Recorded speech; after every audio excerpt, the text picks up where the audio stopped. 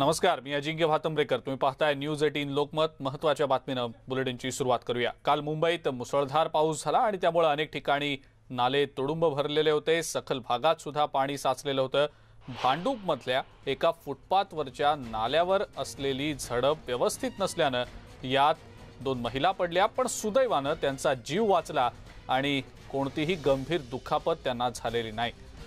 हा सगळा प्रकार सीसीटीव्हीत कैद झालाय. भांडूपच्या भांडूप विलेज इथल्या फुटपाथवरच्या नाल्याच्यात हा सगळा प्रकार घडला. भांडूप विलेजमध्ये दुपारी 3च्या सुमारास हा सगळा प्रकार घडला.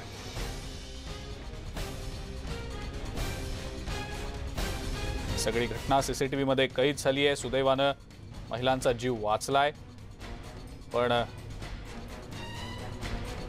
उघड्या असणाऱ्या या मेन होलवर झाकण बसवणं गरजेचं आहे. पावसाळ्यात खास करून ज्या वेळेला मोठ्या प्रमाणात पाणी साचलेलं असतं, पादचाऱ्यांना हे मेनहोल दिसत नाहीत, त्यामुळे अशा दुर्घटना टाळणं गरजेचं आहे.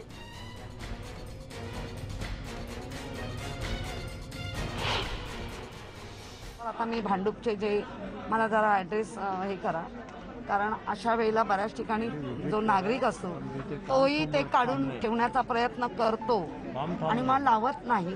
तर ते लावण्यासाठी खरं म्हणजे हे झालं पाहिजे. पण मला जर तो वॉर्ड नक्की भांडूपचा नक्की कुठला वॉर्ड कोण आहे वॉर्ड ऑफिसर, म्हणजे मला नसतं वॉर्डचं जरी नाव मिळालं आणि भांडूपच्या ज्या जागेवर मिळालंय तेही जरा बघून घेईल. नक्कीच आपण त्याला प्राधान्य देऊ. आपण बघतोय भांडूपमधली ही धक्कादायक घटना आहे. ही घटना सीसीटीव्हीत कैद झाली आहे. 2 महिला उघड्या मेनहोलमध्ये पडल्या. झडप उघडी असल्यानं या महिला त्या मेनहोलमध्ये पडल्या होत्या. झडप व्यवस्थित लावली गेली असती तर कदाचित हे असे प्रकार घडले नसते. याआधी देखील असे प्रकार बऱ्याच ठिकाणी घडलेले आहेत. काही जणांना गंभीर दुखापत झाली आहे. दुर्दैवानं काहींचा मृत्यू देखील झाल्याचं उघडकीला आलेलं होतं. याचबद्दलची अधिक माहिती आपण जाणून घेणार आहोत. मनोज कुलकर्णी आपले प्रतिनिधी आपल्या सोबत आहेत सध्या. मनोज, भांडूपमधला हा धक्कादायक प्रकार आहे. 2 महिला अगदी थोडक्यात बजावल्या आहेत या सगळ्या प्रकारामध्ये. मनोज, महापौरांनी दखल घेतली आहे, कारवाई काही झाली आहे का? अगदी बरोबर आहे.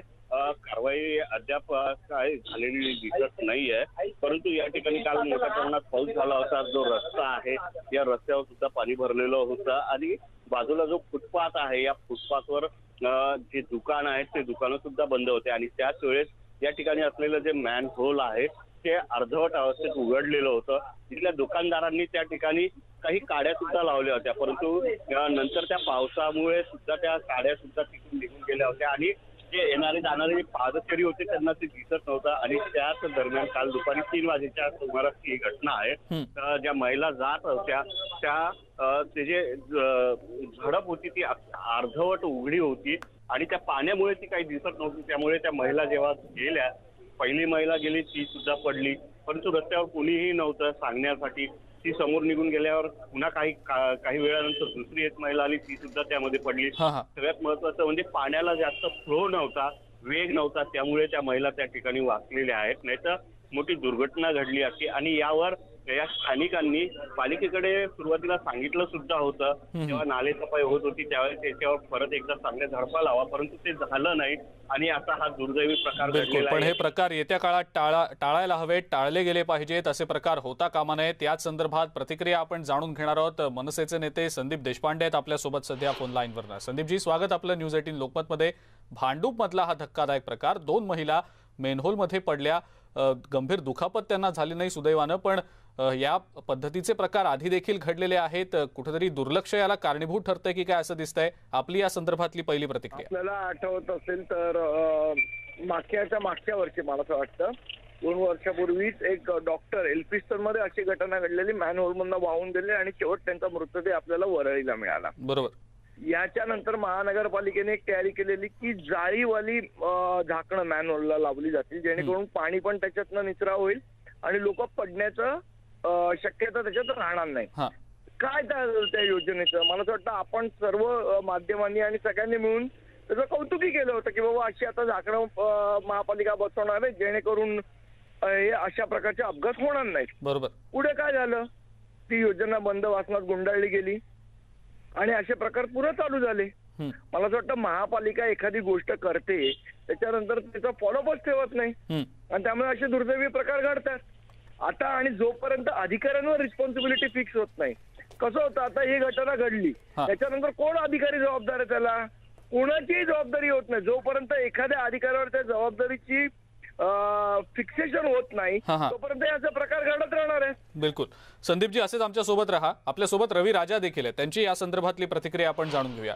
रवी राजाजी, स्वागत आपलं न्यूज 18 लोकमत मध्ये. भांडूप मधला प्रकार आपण बघितला असेल, मेनहोलचं झाकण उघडं होतं, पाऊस पडला काल, 2 महिला त्यामध्ये पडल्या, अक्षरशः गंभीर दुखापत त्यांना झाली नाही, पण हा सगळा खूप धक्कादायक प्रकार आहे आणि याआधी देखील असे प्रकार घडलेत आणि हे पालिकेचं कुठेतरी याकडे दुर्लक्ष होतंय की काय असं दिसतंय. आपली या संदर्भातली पहिली प्रतिक्रिया. नाही, या जे प्रकरण झालेलं आहे हे दुर्दैवी प्रकरण आहे. महापालिकाला कधी जाग येणार आहे? आपल्याला माहित आहे की 3 वर्षापूर्वी डॉक्टर अमरापूर कुरकर, एक नामचीन डॉक्टर, त्याला एक एल्फिस्टन मध्ये हे झाकण उघडे होते आणि त्याच्यानंतर त्याचे मृत्यूदेह वरलीमध्ये त्याचे मृत्यूदेह भेटले. मला या निमित्ताने महानगरपालिकाने असं सांगितलं होते की त्यांनी 1 वर्षासाठी इतके कोटी रुपया त्यांनी या झाकणमध्ये जाली बसवायसाठी एक निर्णय घेतले होते. आता 2 वर्ष झाला, त्यांनी काय केलं, फक्त सिटीमध्ये आणि काही जागेवर त्यांनी जाली बसवले. पण एक असा आहे की पूर्ण मुंबईमध्ये 2,40,000 ढकणं आहे. जाली किती बसवायला पाहिजे? 2,40,000. आता असं आहे की या निमित्ताने जसं संदीप देशपांडे साहेबांनी बोलले बरोबर आहे, अकाउंटेबिलिटी ते वॉर्डाचे जे असिस्टंट इंजिनियर आहे, सब इंजिनियर आहे, जे बघत आहे सुवरेजच्या, स्टॉर्म वॉटरच्या, त्याच्यावर कुठे ना कुठे असा जेव्हा घटना घडतात त्याच्यावर गुन्हा दाखल करायला पाहिजे. असा जेव्हा गुन्हा दाखल होणार तेव्हा ते इंजिनियरला जाग येणार, महानगरपालिकेला जाग येणार आणि आता जे घटना घडत आहे दुर्घटना ते घडायला नाही पाहिजे. कुठे ना कुठे महानगरपालिकाला आता वेळ आलेला आहे की झाडे पडतात आणि जाली तुम्ही उघडा ठेवतात आणि असा जे दुर्घटना होतात त्याला कारणीभूत जे महानगरपालिकाचे अधिकारी आहे त्याच्यावर कुठे ना कुठे एक अकाउंटेबिलिटी फिक्स करायला पाहिजे असं माझं मत आहे. रविराजाजी, पण दरवर्षी आपण याबद्दल बोलतो, हे प्रकार थांबणार कधी असा प्रश्न आहे. संदीप देशपांडे आपल्या सोबतच आहेत, ते देखील हे ऐकतायत. संदीपजी, आपल्याला देखील माहिती आहे सातत्यानं याविषयी बोललं जातं, आंदोलनाचा पवित्रा घेतला जातो, पण पुढे काहीच होत नाही. म्हणजे पालिका प्रशासन असं आहे, नुसतं आंदोलन करून उपयोग नाही. जेव्हा बृहन्मुंबई महानगरपालिकेची सर्वसाधारण सभा असते, मला असं वाटतं त्याच्यात एक नोटीस ऑफ मोशन नावाचा प्रकार असतो किंवा सभा तहकुबी होतो. अशा प्रकारची जी हत्यारं वापरली गेली नाहीत तर याच्यावर कारवाई होताना दिसत नाही. आज असं आहे, महानगरपालिकेत स्टँडिंग कमिटीच्या बैठका पण होत नाहीत. त्या बैठका होतात तिथे यशवंत जाधव नगरसेवकांना बोलायला देत नाही. तर लोकांचे प्रश्नच जर या सभागृहात आणि स्टँडिंग कमिटीमध्ये मांडले जाणार नसतील तर उपयोग काय आहे नगरसेवक निवडून देऊन? नाही, रविराजाजी आहेत आपल्या सोबत, विरोधी पक्ष नेते, निश्चितपणे ते सातत्याने याबद्दल बोलतच असतात. हा मुद्दा ते लावून धरतील. रविराजाजी, काय सांगाल त्याबद्दल? नाही, या मुद्द्यावर जसं संदीप देशपांडेने सांगितलं आहे की आम्ही एक नोटीस ऑफ मोशन मी आज आता आपल्याला बोलतो की आज टाकणार आहे आणि असा घटना कुठे घडले त्याचे गंभीरता घेऊन त्याचे जे अकाउंटेबिलिटी त्या वॉर्डाचे जे ऑफिसर आहे त्याच्यावर या अकाउंटेबिलिटी फिक्स करून गुन्हे दाखल करायचे असं एक notice of motion me move करणार आहे आता. बिलकुल. आणि महानगरपालिका आता किती त्यामध्ये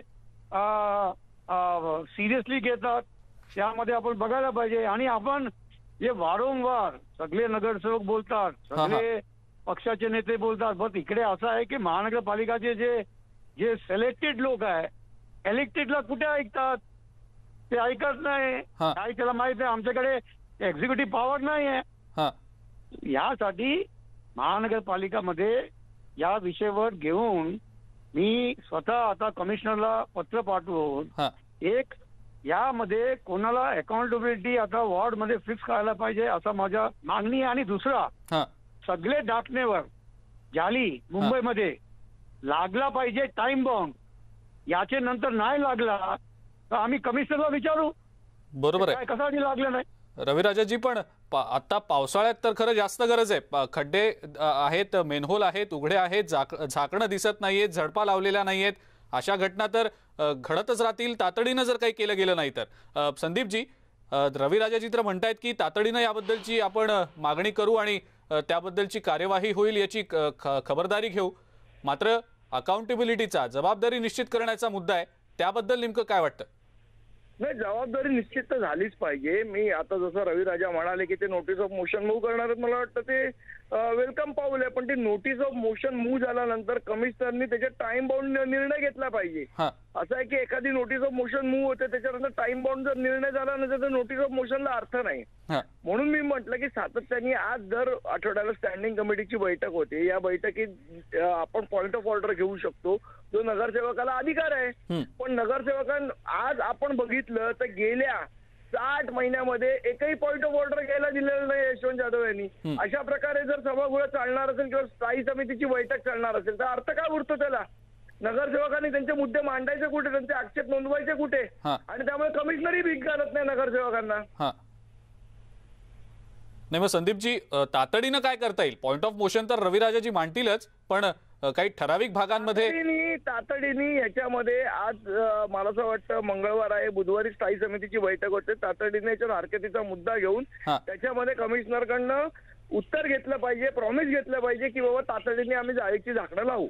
बरं, संदीपजी धन्यवाद, रविराजाजी धन्यवाद. आपण बोललात त्याबद्दल, प्रतिक्रिया दिलीत त्याबद्दल. आपण पुन्हा एकदा हे सीसीटीव्ही फुटेज जे मिळालेलं आहे ते बघूया.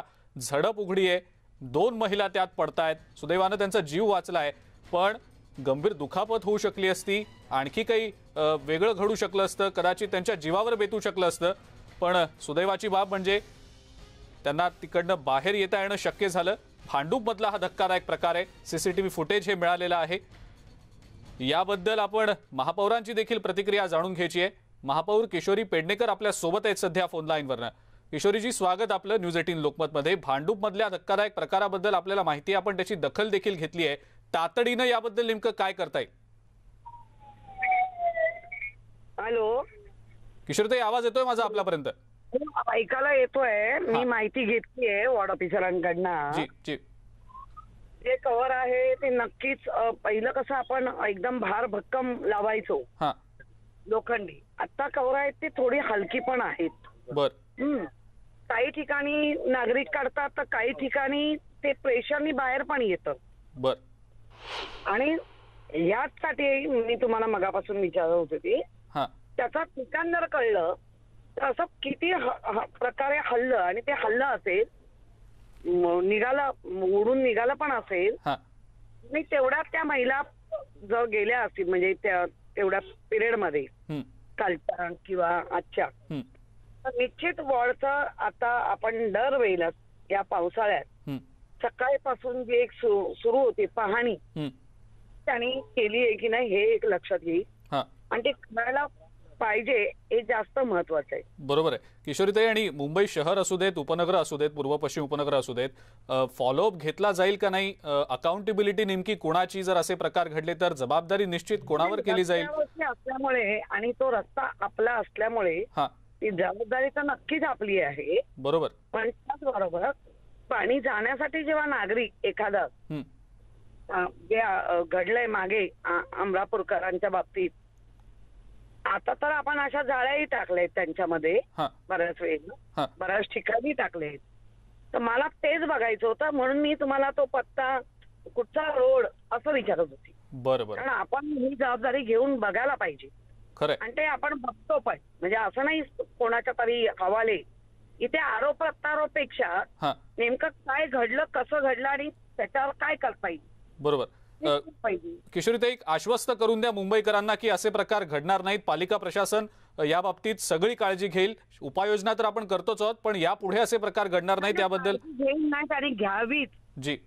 यासाठी आमच्या वारंवार होत आहेत आणि निश्चित या गोष्टीकडे म्हणजे आम्ही स्वतः जेव्हा रस्त्याने गाडीतून एखादा गोष्ट घडलेली दिसली किंवा दिसतेय तर उतरून ते रेक्टिफाय करतो. त्यामुळे आपण एक सजग नागरिक म्हणून सर्वांनी ह्या जबाबदाऱ्या म्हणजे एखाद्या नागरिकाला ते कळलं पण असं तिथे उघडलंय तर त्यांनी लगेच बॅरिकेड करावं स्वतःला, काहीतरी हे टाकून आणि कळवावं, जेणेकरून मनुष्यहानी होणार नाही याची काळजी घेऊ.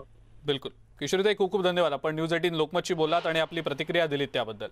महापौरांनी देखील सांगितलेलं आहे शक्य त्या सगळ्या उपाययोजना पालिका प्रशासन करतंय, पण नागरिकांनी देखील खबरदारी घ्यायची आहे. सजग राहणं देखील तितकंच गरजेचं आहे आणि या अशा घटना टाळाव्यात यासाठी पालिका प्रशासन सातत्यानं प्रयत्न करतंय. जबाबदारी देखील निश्चित केली जाईल हे देखील त्यांनी सांगितलेलं आहे. एका ब्रेकची वेळ झाली आहे. ब्रेकनंतर महत्त्वाच्या बातम्या आपल्याला बघायच्या आहेत. बघत रहा न्यूज 18 लोकमत.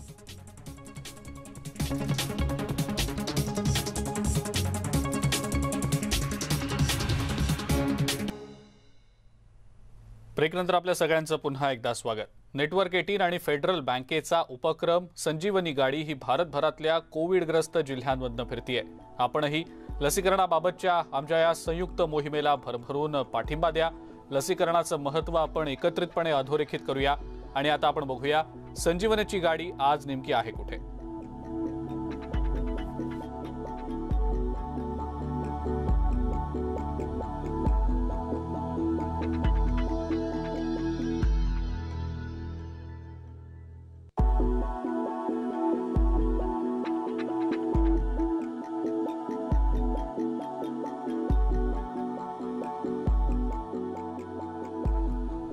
फेडरल बँक आणि नेटवर्क 18 संयुक्त विद्यमानं राबवत असलेल्या संजीवनी अ शॉट ऑफ लाईफ या उपक्रमात आम्ही सर्व नागरिकांना लसीकरण करून घेण्याचं आवाहन करत आहोत.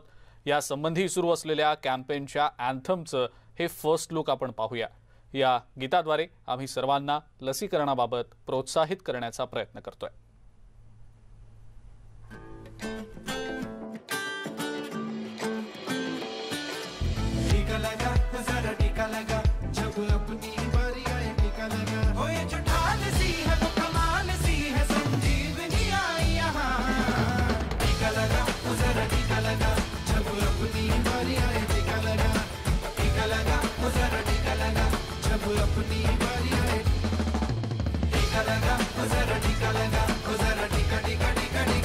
लगाया क्या?